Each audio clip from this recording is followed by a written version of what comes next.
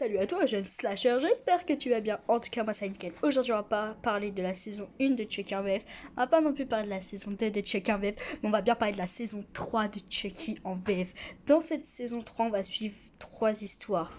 La première classique, Lexi, Devon et Jake qui vont poursuivre Chucky. Ça, c'est ce qu'on suit depuis 3 saisons. On va suivre aussi Caroline et Chucky qui vont s'infiltrer dans la Maison Blanche. Et on va suivre le petit du président et la famille en général qui vont avoir la poupée Chucky, mais qui va se passer des événements étranges après un décès de la famille et après avoir eu la poupée. Il y a aussi une quatrième histoire, c'est celle du vieux Chucky. Chucky commence à vieillir petit à petit au fur et à mesure, au fur et à mesure du temps. Moi, ma partie préférée, c'est perso celle où Chucky vieillit. Je trouve qu'elle est originale. Elle change un petit peu de tout ce qu'on a eu depuis le début de tout et Chucky. Moi, perso, j'ai plutôt kiffé. Après, j'ai bien aimé celle sur le président, tout ce qui est histoire président. Peut-être un peu longuée, pas assez développée. Ça, je suis d'accord. Même sa relation avec Chucky et plutôt avec son fils, je la trouve plutôt particulière. On a aussi celle du fils, je trouve, qui est trop bâclée. Et avec son frère à droite, qui est vraiment le plus gros kéké de l'univers, franchement, honnêtement. Hein. Honnêtement, je trouve que c'est un gros kéké de l'univers. Mais bon, il est quand même important.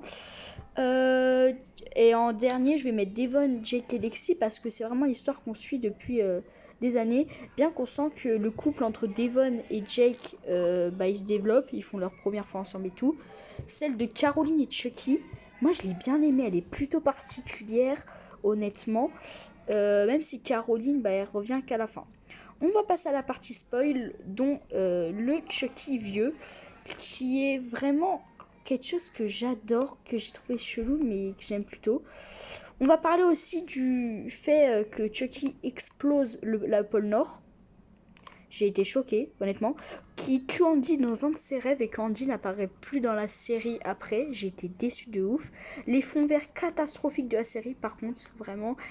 Dans cette scène, ça pue le fond vert à des kilomètres.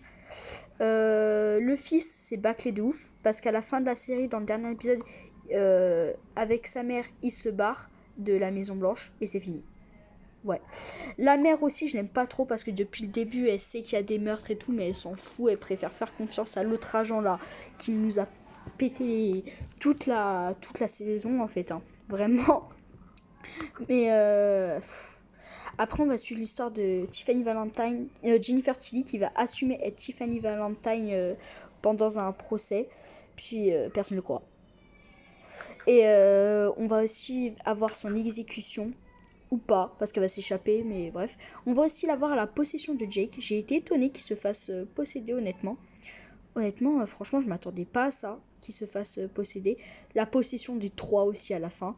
Puis on nous avait promis une saison 4 à la fin de la série, mais bon, annulé, malheureusement. Je lui mets un 8 sur 10 à la série. Mais n'hésite pas à t'abonner, à liker et à mettre la cloche. Et moi, je te dis ciao.